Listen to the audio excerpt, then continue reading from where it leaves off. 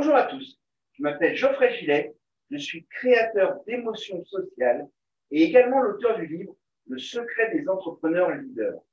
Alors dans cette vidéo, je ne vais pas te parler des 7 jours de la semaine, je ne vais pas non plus te parler des 7 péchés capitaux, non plus des 7 merveilles du monde, ni des 7 boules de cristal, comme pourrait le laisser présager le t-shirt que je porte, mais je vais bel et bien te parler de 7 chiffres hyper importants dans la stratégie marketing, et tout ça, bien sûr, sans se faire exploser le cerveau.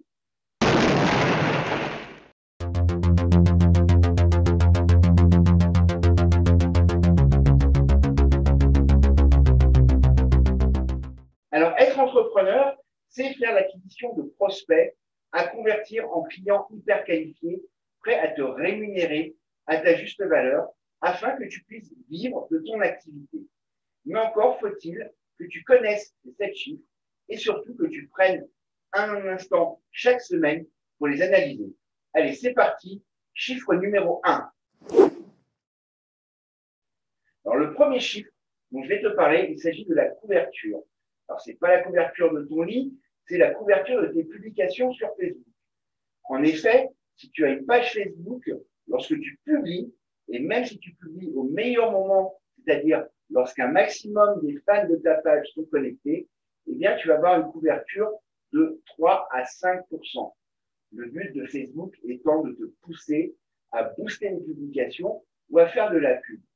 Mais que cette couverture soit naturelle, organique ou bien payée, tu dois voir quelles sont les publications qui fonctionnent et celles qui ne fonctionnent pas, de telle sorte à ne pas perdre de temps avec les publications qui n'ont pas d'impact auprès de ton audience et pouvoir te concentrer sur le type de contenu que ton audience aime consommer sur ta page. Chiffre numéro 2, il s'agit de l'engagement. En effet, le principe que tu as de publier sur ta page Facebook est d'obtenir des réactions de la part de ton audience, des réactions de la personne qui regarde son fil d'actualité et qui va s'arrêter de scroller sur son téléphone ou sur son ordinateur pour poser un j'aime, un commentaire, un partage ou, dans le cadre d'une publicité, qui va cliquer sur ta publicité pour aller sur ta page de capture. Et donc, on en vient au chiffre numéro 3, qui est le trafic.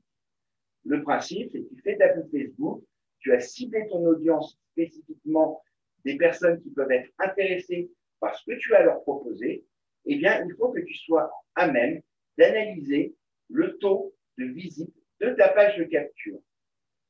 Pourquoi? Parce que si tu as, par exemple, une publication avec une grosse portée, un gros engagement, mais que tu n'as pas de trafic sur ta page de capture, eh bien, cela va te permettre de t'apercevoir que peut-être l'appel à l'action que tu as mis dans ta publicité n'est pas assez impactant, n'est pas assez clair, et donc n'incite pas à cliquer pour aller sur ta page de capture. Le chiffre numéro 4, c'est le taux d'acquisition. En effet, avant de parler de clients à proprement parler, il faut d'abord parler de prospect.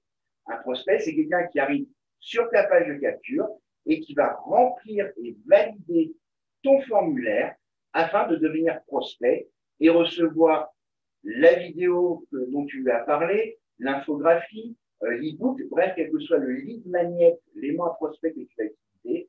Un prospect n'est un prospect qu'à partir du moment où il a rempli et validé ton formulaire. Et là encore, si tu n'analyses pas ce chiffre, eh bien, tu ne sauras pas si ta page de capture est efficace. En effet, si tu as beaucoup de trafic sur ta page de capture, mais que tu as peu d'inscriptions, eh bien, cela veut dire que peut-être les plus promesses que tu as mises par rapport au contenu que tu proposes ne sont pas suffisamment impactantes ou ta page de capture n'est pas assez fournie pour inciter le visiteur de la page à aller jusqu'au formulaire, à le remplir et à le valider. Chiffre numéro 5,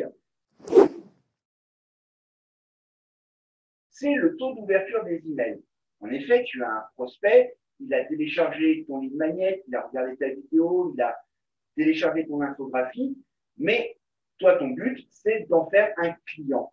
Donc, ne le laisse pas partir dans la nature, garde-le dans l'action et propose-lui en rapport avec ta thématique, en rapport avec sa problématique précise, eh bien, des contenus par email.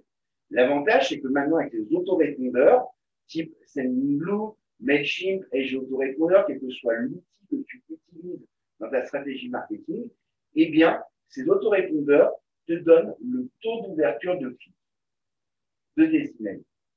Et là encore, c'est un indicateur important parce que, admettons que tu aies eu 200 visiteurs sur ta page de capture. Sur ces 200 visiteurs, tu as 70 personnes qui ont rempli et validé le formulaire. Et bien là encore, ces 70 prospects, s'ils ne cliquent pas pour lire tes emails, c'est que quelque chose ne va pas dans le titre. Et donc, ça va te permettre d'affiner dans ta séquence email, quand tu vas la modifier, eh bien, le côté percussion de ton titre, l'accroche de ton titre, de telle sorte à ce que ton prospect fraîchement acquis, lorsqu'il va recevoir l'email, va avoir envie de cliquer pour nous.